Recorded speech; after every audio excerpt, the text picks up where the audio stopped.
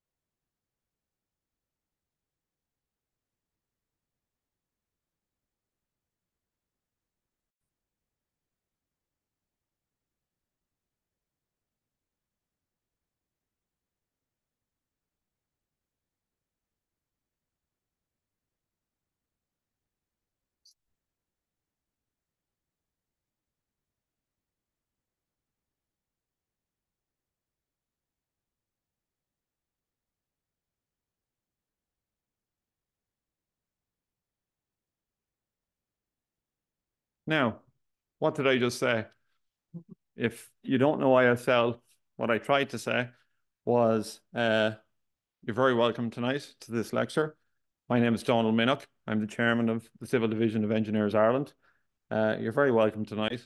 If you didn't understand what I was saying, you wouldn't know that the fire exits are there and there. You'd possibly be annoying people throughout the lecture because I asked you to turn your phones off. And then I also asked you to wait with your questions and answers until the end of the lecture. So I just said it would be kind of a nice segue into why are we having this presentation? Why is this project so important? And I think that is it. In essence, it's to break down the barriers that exist between people with certain disabilities or certain challenges that they have, and to make society in general more inclusive and more accessible to all, and in particular public transport. And I wanted to just try and give people a view of life through the lens of, in my case, a deaf person who needs to use ISL to find their way through life. Um, you're all very, very welcome to tonight. In terms of the Q&A as well, I might just add you're very welcome online to this hybrid event. We're delighted to host our esteemed colleagues here who have agreed to present. If you could leave the questions and answers if you're online, there's a chat function and there's a Q&A function. If you can please use the Q&A function, because our secretary, Owen Cahan, is back there and he's going to moderate on the questions, so we don't want to miss any good questions around like that. So it's important if you can use the Q&A function. If you're in person here, we'll just ask you to hold the questions to the end, and we'll go to the lecture in 45 minutes, and then we'll have a quick 10-minute Q&A session at the end before we get into next events.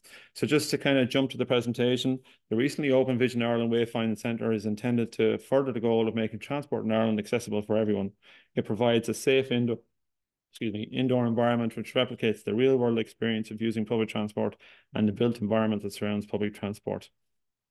In terms of our four speakers, their bios are Kevin Kelly holds the position of Head of Policy, Partnerships and External Affairs with Vision Ireland. Kevin lost his sight in 2001 at the age of 14. Prior to joining Vision Ireland, he was a senior civil servant in the Department of Health, working in the policy area of mental health. Kevin is a former board member of the National Transport Authority of Ireland, Disability Federation of Ireland and Vision Sports Ireland. He has also represented Vision Ireland and the Asthma Society in multiple national and international forums. Kevin has represented his country at blind football. Michelle Perry is an industrial operations manager with Oak Project Management and has over 20 years construction experience in consulting and design engineering roles and as a site RE. Andrew Thompson, chartered engineer, has over 20 years experience with the education, healthcare, leisure, residential and commercial sectors. He currently manages the contract administration and housing sector within the ROD building group, overseeing all aspects of these projects. And Chantal Smith is an internationally recognised subject matter expert in accessibility and mobility, boasting over 15 years of experience across diverse sectors. Her steadfast commitment to revolutionising the way individuals connect with the world through mobility has seen her establish herself as a duly qualified, certified orientation and mobility specialist and access consultant. Chantal currently holds the position of National Access and Mobility Manager and Wayfinding Centre Manager at Vision Ireland. Her dedication to inclusive mobility is characterised by a person-centred approach and a keen focus on integrating new technologies to enhance journeys for all. So without further ado, I'll hand over to our first speaker for now. Kevin Chantal.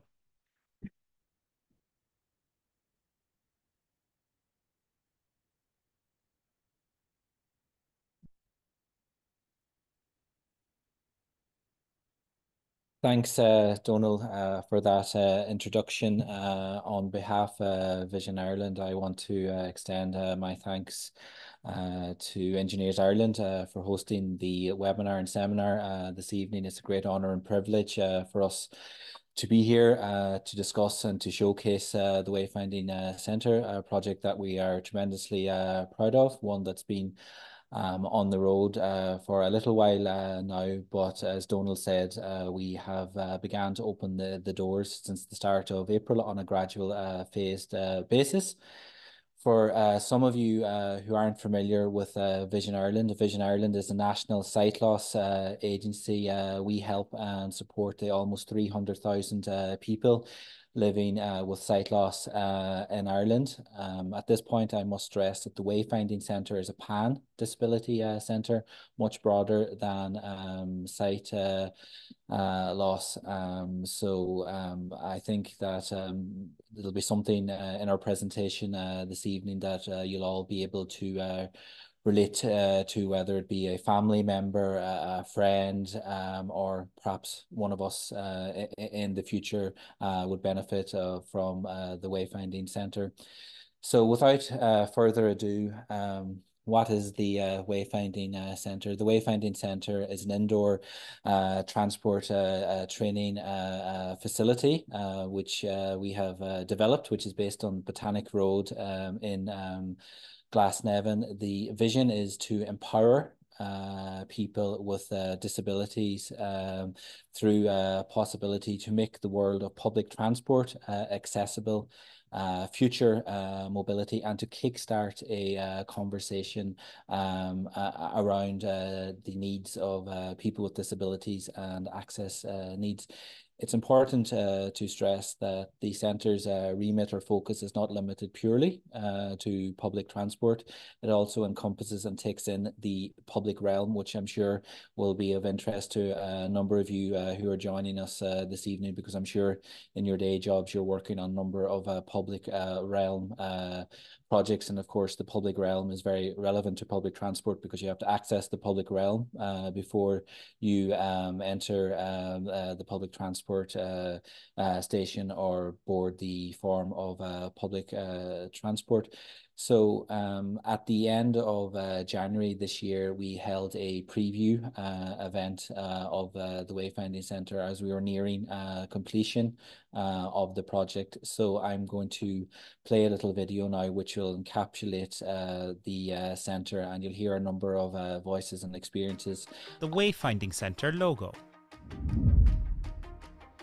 So one of the key challenges for developing this centre was that we couldn't point to another centre that it was like. So therefore, we really had to encourage, empower the decision makers who are going to support us to actually what this is going to be about. Because there is nothing else like this in the world. There is nothing else that has this ambition.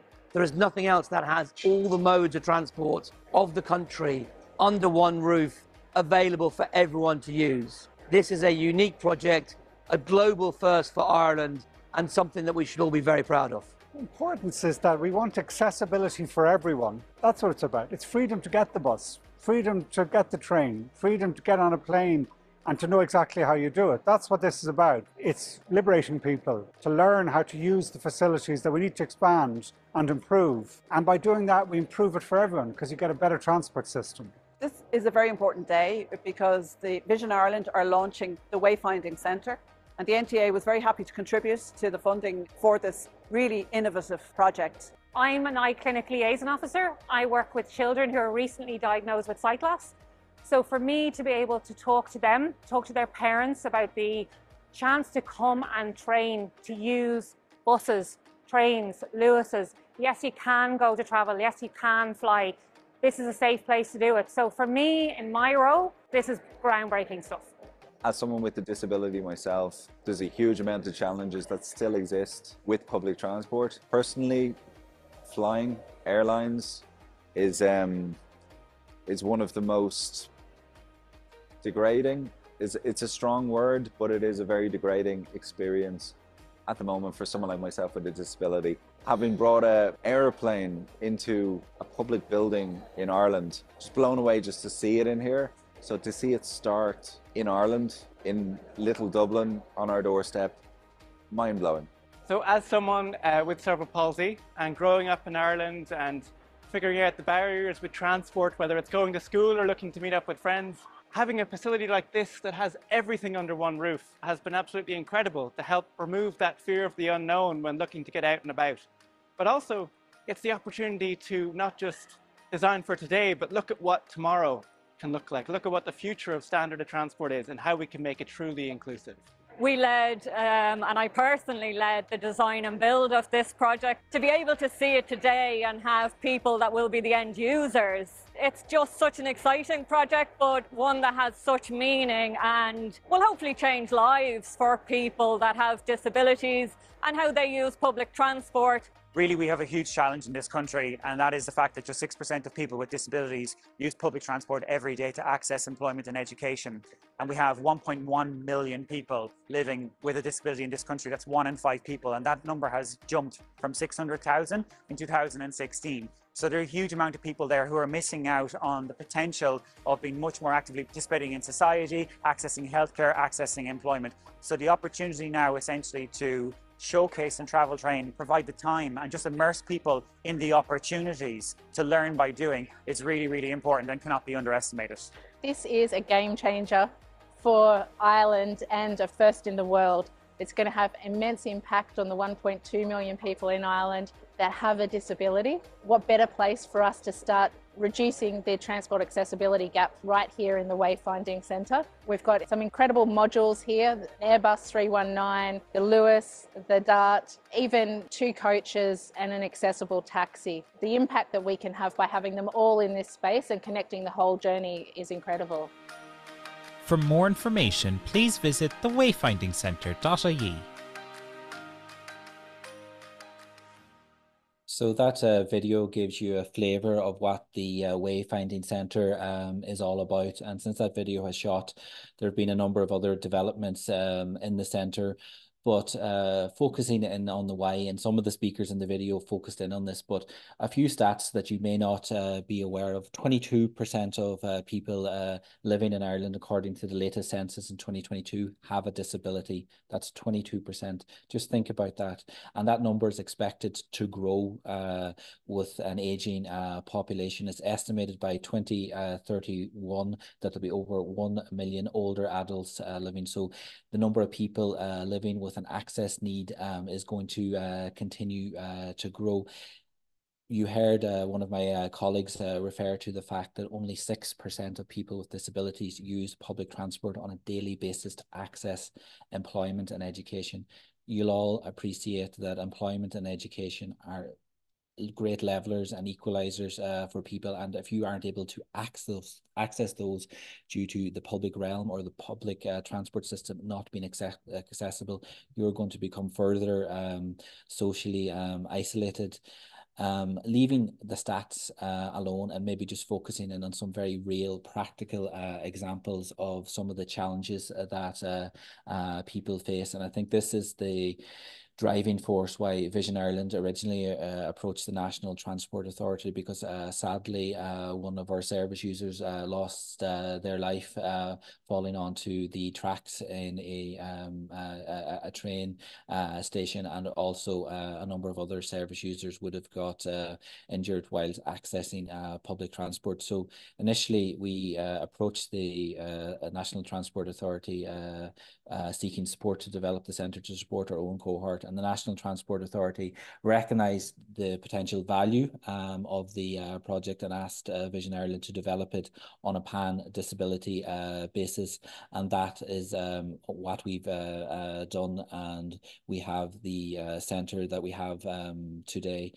Some of the challenges that people face is lifts not working in public transport stations, buses not being accessible because the wheelchair lift is either either not operational, or the infrastructure to allow the lift to operate is not sufficiently developed, or there's not appropriate space. Audio announcements either not working or not working sufficiently. So I suppose that the essence of everything that is in the Wayfinding Centre is the lived experience, and wanting to hear from people with the lived experience, because that's what's going to shape our work programme going forward, because we want to address the real world challenges that people with disabilities and access needs face. So they will continue to shape and direct our work programme in the period ahead. We have 5 core pillars that we aim to address through the centre. Firstly, to help people with disabilities to up their confidence and become familiar with accessing public transport, which is very important, and being able to do that in a safe, controlled environment like the Wayfinding Centre will be invaluable. I think back to my own time when I lost my sight and having to learn how to navigate the world in public transport. It was very scary and daunting. So I can only just imagine that people who face sight loss, for example, in the months and years ahead will have the option of coming to the Wayfinding Centre, and our centre will be complementary to all of the other active travel initiatives that are out there at present. Secondly, to train and increase the confidence of public transport staff who help and support and encounter people with disabilities or access needs on a daily basis. We hope to provide training to those staff, because those staff have an integral role to play, because they affect the experience and the confidence of an individual when they access public transport. So we're developing a training curriculum, and we hope to, in the next couple of months, provide disability awareness training to a cohort of transport staff. Education is tremendously important, and our third pillar focuses on partnering with our academic partners to embed disability awareness and access awareness in the core of all third level programs that are relevant to the world of public transport and the public realm. So that's an area that we've made significant progress on. We hope to build on. Our fourth pillar is all around CPD, and this might be something that will be of interest to Engineers Ireland, that we will be able to provide lunchtime and evening seminars with CPD points associated, to ensure that people who are working and developing and designing projects in the public realm are fully equipped, and they feel confident that the designs that they are introducing into the world are helping to support everyone in our society. Our fifth pillar is around developing a benchmark for the public realm. As you'll know, that doesn't currently exist. That's quite an ambitious and lofty pillar, but it's one that we really intend to engage with other state agencies or organisations like Engineers Ireland and academic partners to develop that, because we believe that that standardisation will really help and improve things for all stakeholders working in the space. I alluded to at the outset that the Wayfinding Centre is located on Botanic Avenue, or road in Glasnevin. It's a fantastic facility. Some of you will be familiar and recognise that it's the old Smurfit Ireland building, which we've repurposed into this 31,000 square foot facility. So I'm going to conclude my remarks at that for the moment, and my colleague Chantel, near the end of this evening's seminar, will talk to you about the future and in more detail around what we hope to do. So thank you very much for your time this evening.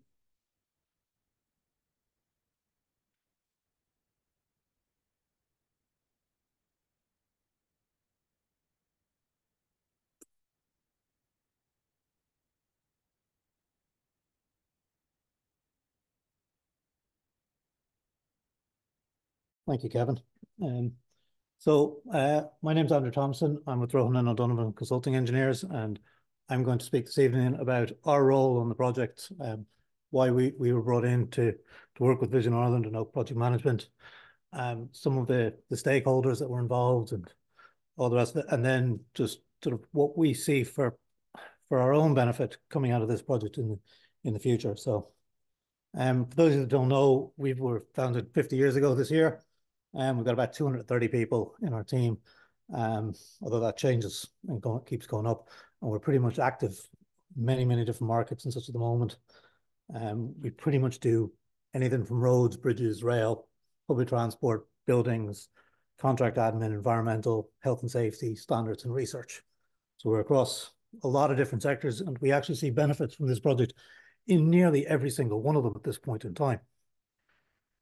The centre itself, well, it's the first of its kind in the world, as Kevin has said.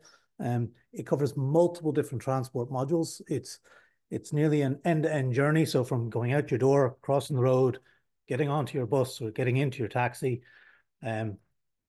completing that journey, getting out and going on to maybe transferring from a Lewis to a train, etc. So, and there was significant public body support for it from lots of different stakeholders, which was really great to see. The main stakeholders was Vision Ireland. They are a charity body. They're not a professional body developer, or they're not experienced public body per se. They're charity and they do brilliant work. And their goal with the project was from the beginning, reach for the stars and see what we can get.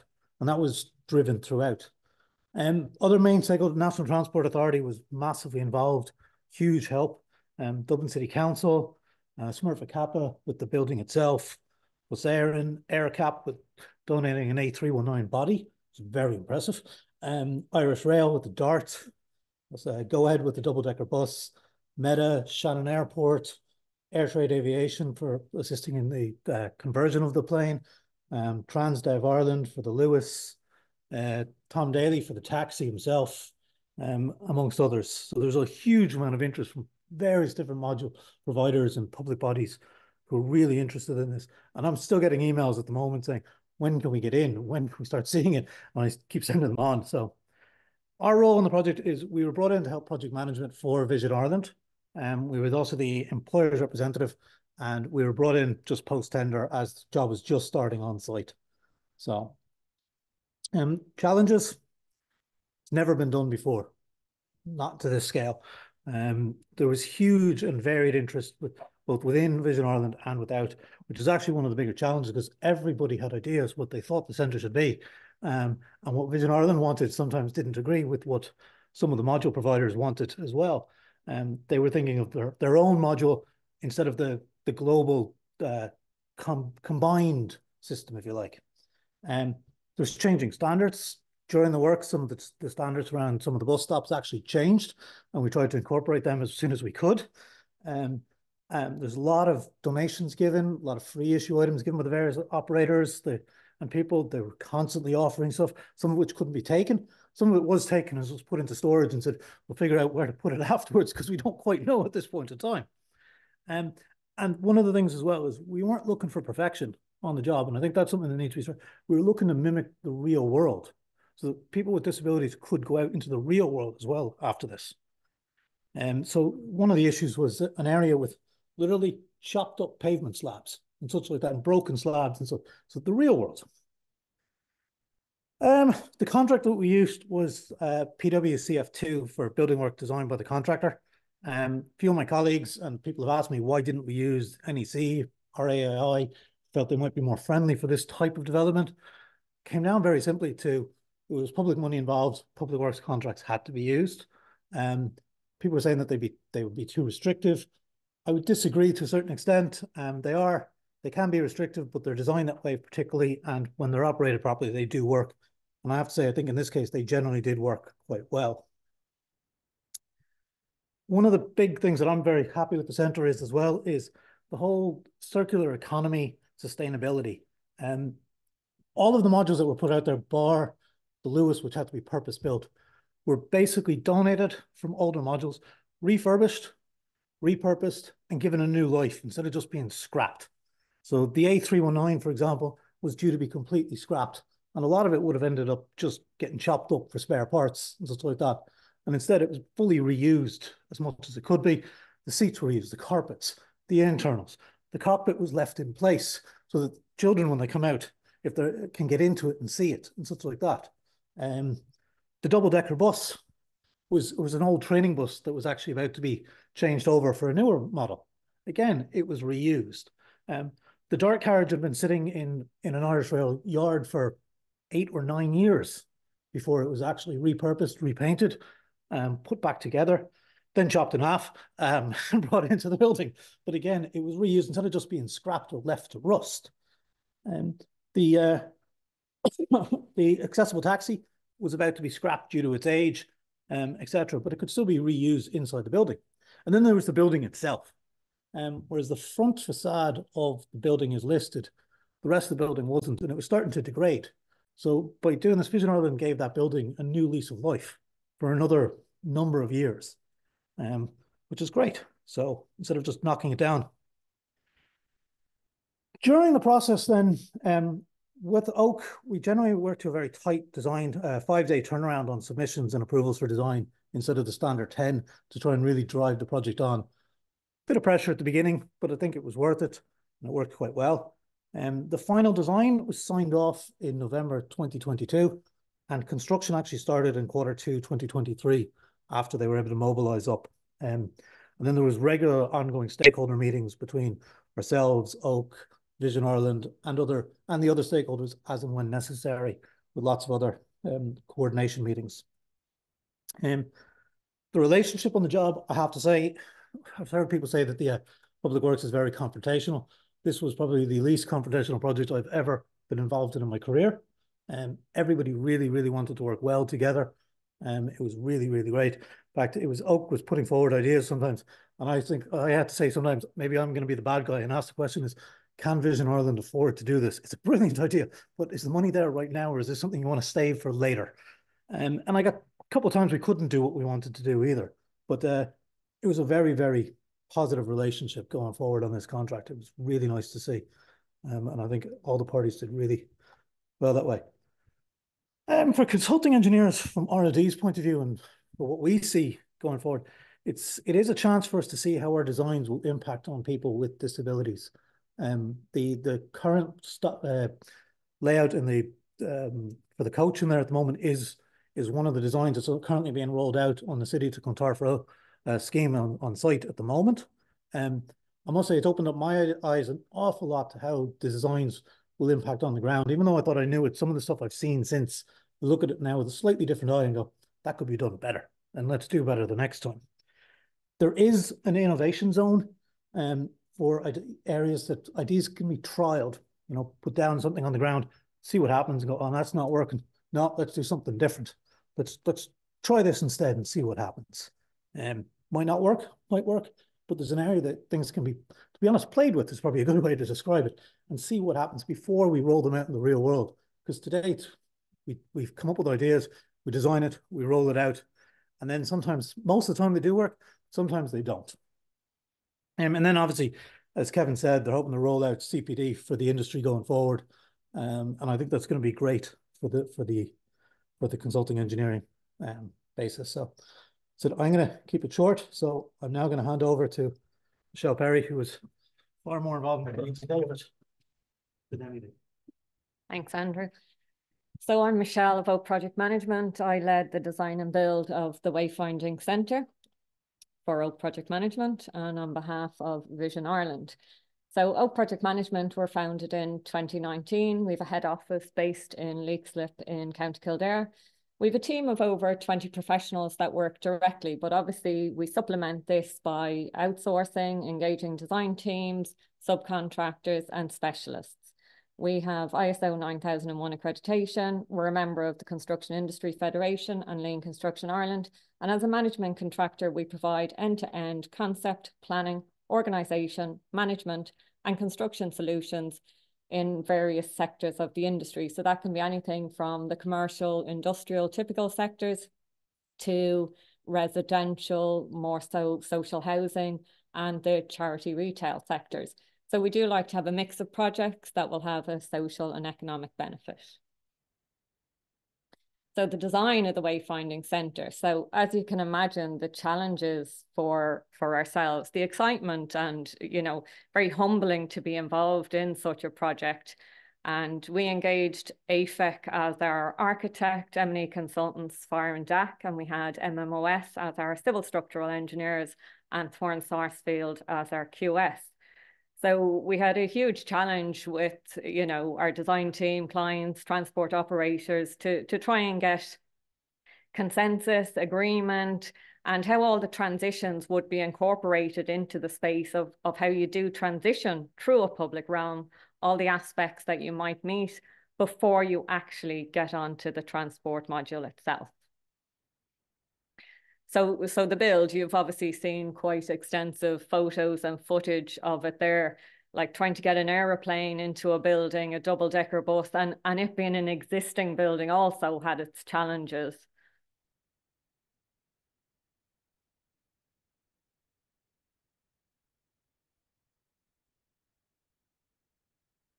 So we're just going through various different elements of the build there. So we even managed to get a TARDIS into the building. So the fun element of a time machine out of Doctor Who, for anyone who doesn't know what that one is.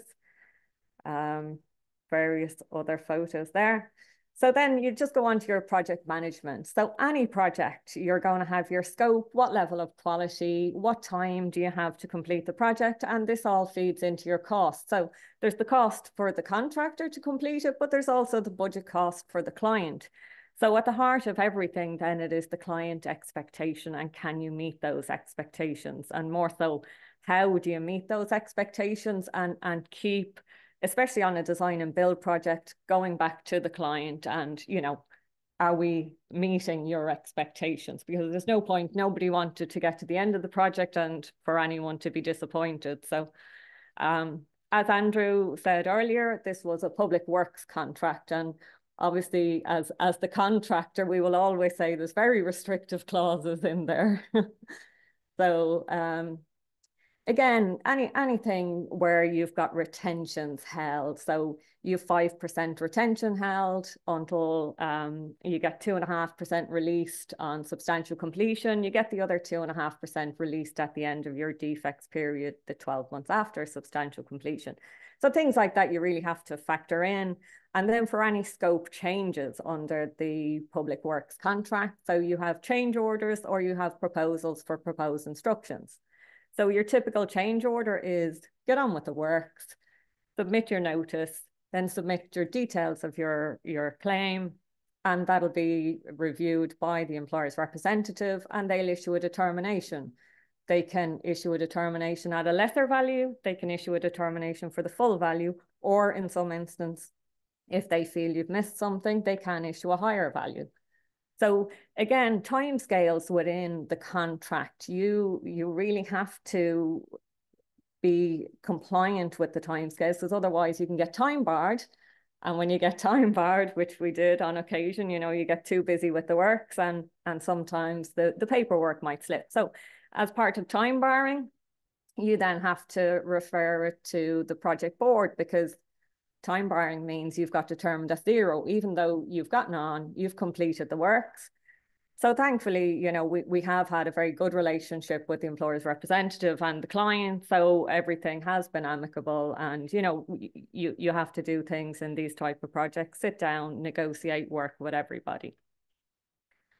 So part of the design and build responsibility puts a lot of onus onto the contractor. So the client specification, the scope document that comes out as part of the tender, you know, you really do have to describe and outline the details and what you want the contractor to meet, because otherwise the full responsibility then is onto the contractor and their team to deliver what they have costed for. So there's always a bit of back and forth looking at the contract. Is that in there? Is it not in there? Oh, okay, I didn't see that. Or it's not in there. We can't find that at all. So, you know, if you want that now, it has to be paid for, or yeah, we just get on with it. So again, as part of the design and build responsibility, you need to ensure that the decision making and the approval process don't cause any delays, because you do have a set time frame to deliver the project.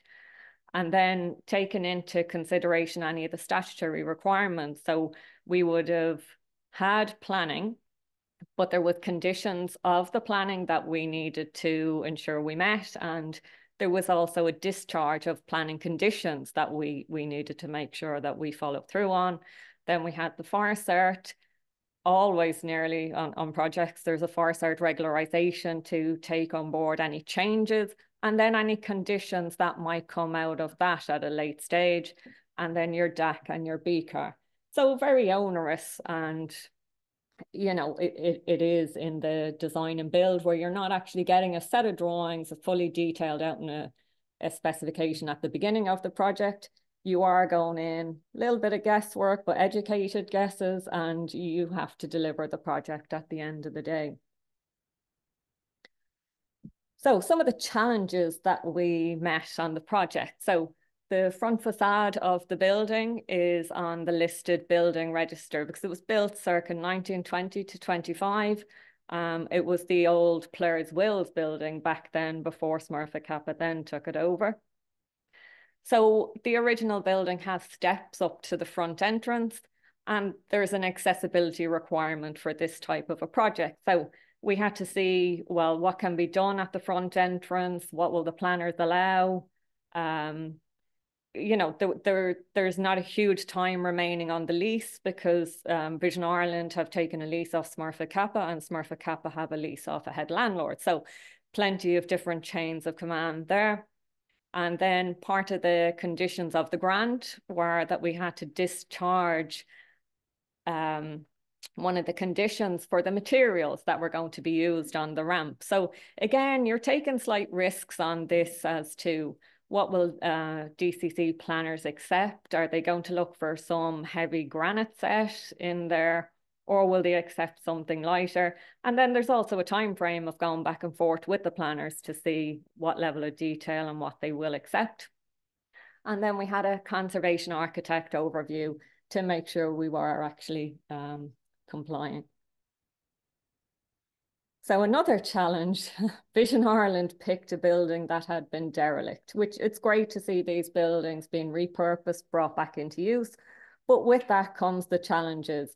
It had been taken over, there was an avian infestation, and then because of the age of the building, there was asbestos. So the first thing we had to do with contractors when we went in there was a full decontamination of the site, which we use licensed specialists to do that. And we arranged the asbestos surveys and any asbestos removals that needed to happen. So one of the other challenge, trying to get all of these various different transport modules into an existing building. So we reviewed the number of different options, but because there was a lease agreement, meant we had limited permissions on any changes that we could make to the exterior of the building. Again, we weren't a level with the ground from external to internal. So there was a raised area that we had to get over. And then, you know, we looked at options. Do we take the roof off? But then you're dealing with the steel structure that's a high level. Again, you have existing services, existing sprinkler systems. So that, even though that might have been the easiest option, it seemed more problematic. So we opted for a temporary works design and created a large opening in the side of the building. Now, again, this gave, because we were part of a campus and that we were concerned of the security element of creating a big hole in the side of the building, but it meant every time that a module was arriving, we would take the hoardings down and then get them back up. So we double hoarded to make sure we didn't have a security issue. And then the existing services, once all the decontamination was complete, we were able to strip out any of the existing services, but it meant we also had to protect any remaining services in situ whilst we were doing the build. So the design and build, I think Andrew hit on some of these points earlier, is another challenge. So Vision Ireland, they're an inexperienced client in the sense they're not a developer. They're not used to construction projects. They operate in the charity sector and in the vision related aspect of that. So they're world class in their field. And they again decided to push the boundaries even further and say, no, we want to make this project pan disability. So it's not just people with vision impairments. We want to open it up and be accessible to everybody. So this meant there was a lot of collaboration, support, and decision making. But the one thing that we, again, I think Andrew touched on this, we strive for progress over perfection every time, because if you're aiming for perfection, we would have never moved the project on, because you had so many different stakeholders. You had clients, you had funders, a head landlord, a landlord, transport operators, the donors of the free issue. And it's very difficult to get all of those people to agree on something. So we had to get to a stage of saying, right, you know, we make the decision and we move on. Things can be changed at a later stage too. Again, the challenge, this is a unique project, one of a kind, you know, very exciting to be involved in, but then trying to understand the client's expectation of something like that. It's not like they can actually point and go, I want that, apart from saying everything that's out in the real world, bring that inside.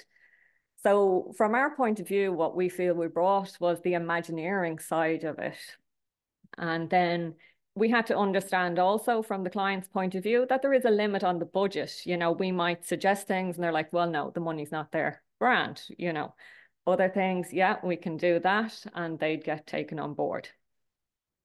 Another part of the challenge was convincing others of the vision. So Vision Ireland didn't have all the modules when we won the contract. And we said, well, what do you mean? We're trying to design a building here and a fit out and the layout. But how do I do that if I don't have the modules? And they're like, well, we attempted to get the modules, but because we don't have the technical engineering and to explain the vision, like they think we're crazy. So they said, well, no, we need your help to do that. So part of our scope then was to go out with the transport operators and convince them, yeah, well, can we have a train? Well, what do you mean a train? Yeah, I can give you like a 20-meter dart card. No, we won't get that into the building. We only need about 10 or 11 meters. And they're like, well, how do we do that? You know, we're like, well, we need you to take the bogey off the bottom of it, and then we'll need you to cut it in half. So they kind of looked at us, oh, no, we've never done that before, and it'll fall apart and it'll never happen. And we're like, well, no, we can do this, you know. We can assist, we'll design some steel work and a steel work support, and, you know, we'll get a cut and that. So a lot of hand holding, but I think because people believed in the project, that was what made it work. So the most exciting one, obviously, and it was the first module, well, with the Lewis module was manufactured and it was sitting in storage waiting for us to be ready for it. But the first module that actually arrived to site was the aeroplane. And it was great being part of the journey and working with AirCap and Air Trade down in Knock. We were there for the flight, the airplane doing its last flight into Knock. So this was literally an Air France flight, flew back into Knock, and the pilot stepped off wondering, what's all these crazy people doing here cheering at us? So down in Air Trade, you can see there where they did the section of the airplane. Again, they worked with us of saying, well, what length do you want, you know, that you can actually get into the building? And that'll work with your layout. So we ended up, they couldn't give us the full length in one piece that we wanted. So they gave us two sections of the airplane because we wanted to have the emergency doors at the back. So there you can see one night, many moons ago, it feels like at this stage, the airplane left Knock and had to obtain permits for every county that it travelled through, and needed to travel during the night, obviously, because the size of the load, and arrived into Botanic Road around 5 a.m. in the morning to a lot of neighbours or people going to work that morning going, what's there an aeroplane doing on the road? So again, trials and tribulations trying to get an aeroplane into a building. And of course, the relationship with Oak and Vision Ireland, they says, well, can we come and watch, and can we invite people along to watch? And we're like, one of the times when you think anything can go wrong here, we're trying to lift an aeroplane into a building through a side opening, and we had full eyes on us. But it was great to have people there, and so emotional because of what this meant to them and what it would mean to them. So the aeroplane, you know, as you heard one of the people in the video earlier, it's a very difficult mode of transport for people with disabilities. Like when we try and transition through the airport and get onto the plane or use the toilet, it is fairly restrictive, even the space constraints in the seats on that. So for anyone with a disability, it must be even more difficult. And we did have some of the airport authority in with us one of the days, and we were talking to them and they said, no, it's okay, because as soon as anyone comes in the door, we put them in a wheelchair. And we're like, but they don't want to be put in a wheelchair. You know, someone might have a vision impairment.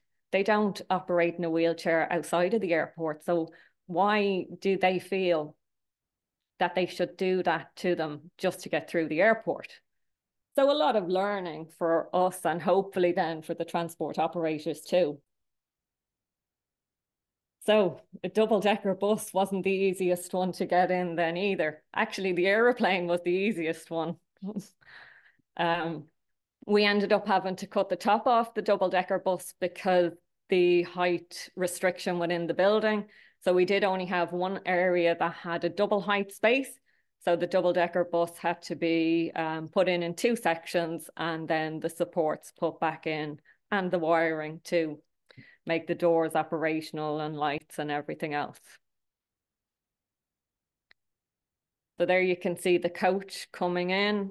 Another challenge with the coach, I think we ended up with the engine was still in when we were trying to bring that in. So part of the fire cert requirements were that we had to remove the engines and the fuel sources and things like that, because you're inside a building. So yeah, the weight distribution on the coach. So again, where we were used to lifting chillers and AHUs and plant onto roofs, it was a bit of a novelty and another challenge, but we did have partners in MIR, our lifting company, to help us along the way. So the Lewis then, as Andrew said, was a brand new module made by Transdev and TII and donated to the Wayfinding Centre, because the Lewis modules out in operation are all so new. They didn't have any that were end of life. But I believe they got their apprentices as part of the scheme. So it was well worth it, and great to have all of the modules in there. So the train, yeah, as I said earlier, trying to convince Irish Rail that, yeah, you can cut up a dart, it's not going to fall apart. You can take the bogie off, we'll get it in. And again, you know, trying to create the platforms around these. So it's not just enough to have the modules there. We had to have the public realm space. How do people transition through the streetscapes, through the public realms, up onto a platform? You know, the difficulty of the edge of a platform, being able to train in a very safe environment when you're not afraid that trains are going to come, or if you fall or lose your footing, that anything will happen. So great to have all of these in a safe environment. So one other element that I put in here was the changing places. So this was an aspect of Vision Ireland going above and beyond. So a changing places facility is for people with complex care needs and their carer. So it addresses the needs of those that current accessible WCs are inadequate for. At the end of 2022, it was estimated that there were only 19 changing places in Ireland. TGD Part M was revised and will require changing places in certain buildings. Again, lots of caveats on the type of building, the size of the building. So it will be a slow uptake, but it's great to see people like Vision Ireland say, no, I want to put it in.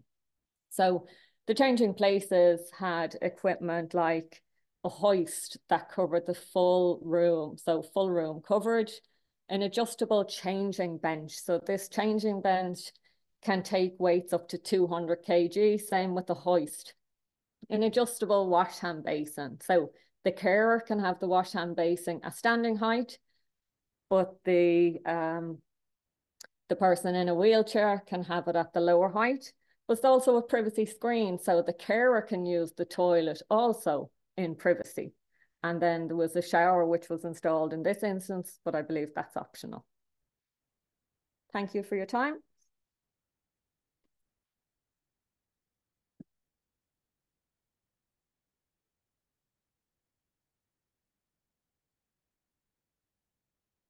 Good evening, and thank you for having me. It's a great honour to share with you the future aspirations of the Wayfinding Centre and to invite the engineering industry to embark on a journey with us at the Wayfinding Centre. On screen at the moment, we have a global perspective. So there's a little bit of a story around the thought process that went in behind it, the Wayfinding Centre, and how we ended up with a building that has all the different modes of transport inside it. So the original concept of developing a mobility training centre isn't entirely a new one. And the first mobility training centre designed for individuals that are blind or vision impaired opened in 2017 in Melbourne. It's a 14,000 square foot facility with a mock trainer streetscape, and our international peers, or Vision Australia in this case, saw the value of providing a space where there was opportunity for one-to-one mobility training for individuals who are blind or vision impaired. And because they already saw the value through providing orientation and mobility services through their 50 O&M specialists across the country. So to this day, that facility is operating at maximum capacity. So that's just focused on blindness and vision impairment, providing mobility training and also guide dog training. If we take a look to Southern Nevada and the RTC, so around about the same time, you've got another thought going on, and this is around a transport operator, in this case specific to buses, looking at a pan-disability facility. So they specifically have buses, they provide disability awareness training to their drivers, but they also have the facility to travel train all types of people that have a disability in that space as well. And very interestingly, they also have an independent living unit where people can learn independent living skills on site as well. If we fast forward to 2022, when we see the opening of the Pearl as well. So this is a UCL facility, which provides a unique place or space for research, user testing. It's a completely blank canvas, so you can create transport stations, build environment, and assess pedestrian movement in that space. That's completely configurable and on mass scale compared to what we've got in the Wayfinding Centre. But the intention there was to be able to recreate or redesign and reimagine spaces so that they are more accessible, so that they're sustainable and inclusive spaces as well. And while these other mobility training centres or research facilities begin to emerge, this is the first time that we've had a space or a centre which addresses mobility in its totality. So we've started with a seed idea with one mode of transport and a streetscape, and we've built on that, and we're really lucky in Ireland to have all the modes of transport in that space and to be able to connect the entire journey. It also seeks to provide us with a space where we can enhance infrastructure, build environment design, and technology systems which make journeys possible for everyone. So the Wayfinding Centre is an experience like no other. We're really excited to provide this what is truly an immersive and collaborative space for all people to come together, whether that is engineers or people with a lived experience of a disability, and to work collectively on inclusive design, whether that is specific to transport or the built environment. So the idea is that we can work with engineers to revolutionise how people move from point A to point B. The dedicated space provides classrooms as well as the immersive space, so we can look at more of the technical aspects while we're in that classroom environment, and then we can go out into the physical space and look at the island bus stop and talk about the challenges with people that have a disability.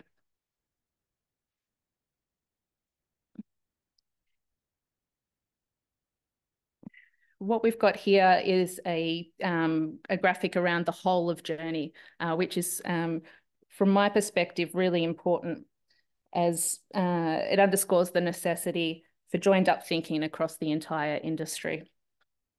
If you imagine a relay race where each runner focuses solely on their individual leg without considering the handoff to the next, despite individual efforts, overall success of the team suffers.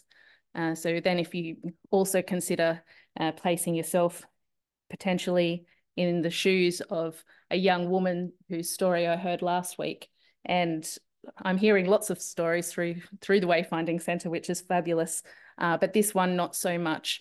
So one link in her journey stopped her from being able to get home from the UK.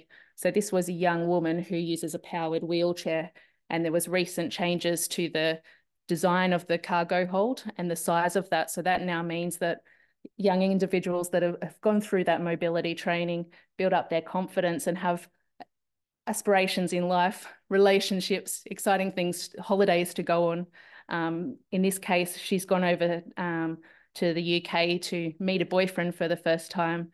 And then when she's got to that transfer for the flight home, she wasn't able to board and she got stranded there. So these are the stories we are hearing every day of lived experience, but where every engineer in this country has an opportunity to make one small change and impact design so there isn't those breakages across the public transport journey.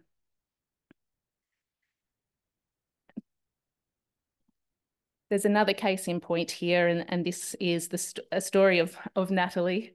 And it's really just to bring back the conversation on the Wayfinding Centre around putting the people at the heart of the solution and having lived experience at the forefront of what we're delivering in that space. So engineers are really good at finding solutions and addressing challenges using their creativity to succeed, but sometimes through that enthusiasm, we forget what the actual need is around that individual. And that includes emotional and functional needs as well. So I do urge engineers, that irrespective of what part in their career they are at, to consider in their day-to-day work how an individual might be feeling as they travel through a part of the journey that you're working on. Are they able to do that with certainty, trust, and reassurance? And what information do they need?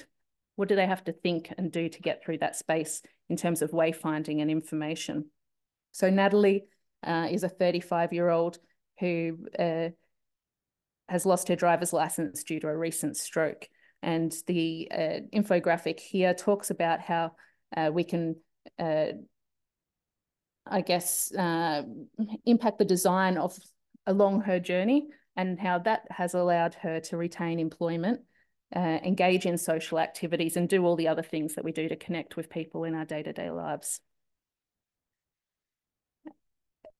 One of the key components of the Wayfinding Centre and the unique aspect of the service is that we offer a space where there's collaboration across all the different stakeholders in transport and mobility, but we will also provide co-design workshops, and this is where engineers can get involved. We can speak to, specific challenges that might exist in schemes, and all of our training and co-design workshops is delivered, yes, with technical expertise from an inclusive design perspective, but also that lived experience. So if I'm out there talking about awareness training or some of the challenges that exist out there, I'll be doing that alongside someone that has a lived experience of the challenges in those spaces. The future of transport and mobility in this country is exciting, and I know that there's been a lot of excitement around TRA in the recent week as well. That there's a it's a space that's being revolutionized, but we want to make sure that we're bringing along everybody with us. There's mass change and also opportunity to work with the Wayfinding Centre. So we're in a position to future-proof any new infrastructure or any new design, whether that's the fleet or the streetscape, to make sure that everybody can get about their day-to-day business. So the Wayfinding Centre is an inclusive transport and mobility space where we provide training, education and research activities. And there is a role for every engineer. And I would encourage you to engage with us and shape the future of transport and mobility and help us create seamless journeys for everyone across Irish society. Thank you. So this question comes from Mike Morgan, and just for the benefit of people online, again, he says, first of all, I think this facility is absolutely incredible. Well done. Fair play to all those involved in getting it delivered. So he's a twofold question, very interesting question. Actually, I'm not sure which of the speakers is the best place to answer it. Can the facility replicate nighttime conditions with street lighting to help understand the user experience at night? And then the second part of the question is, does the facility have actual wayfinding? The reason I ask is that those with visual or mobility impairments are often overlooked when it comes to on-street wayfinding, which forms part of the journey and user experience. All right, get the other mic going here. Yeah. So the daytime versus nighttime consideration was thought of in the beginning, and there were restrictions on the budget. So we do have colour changing light fittings in there, so we can change from very cool lighting to very warm lighting. We can dim the lights down, but unfortunately we can't make it completely dark in the space because there are roof lights and too much external light gets in. We have switched the street lights separately and any of the lighting in the module. So if it was a winter's day and that, yes, of course, but it is maybe, I know Vision Ireland have aspirations of doing the Wayfinding Centre Mark II. So it's definitely something they will have in that one. I might let Chantal answer the question on the wayfinding. I think I have it working now. Oh, you can stay. Can I just get someone to repeat the question and then I answer it?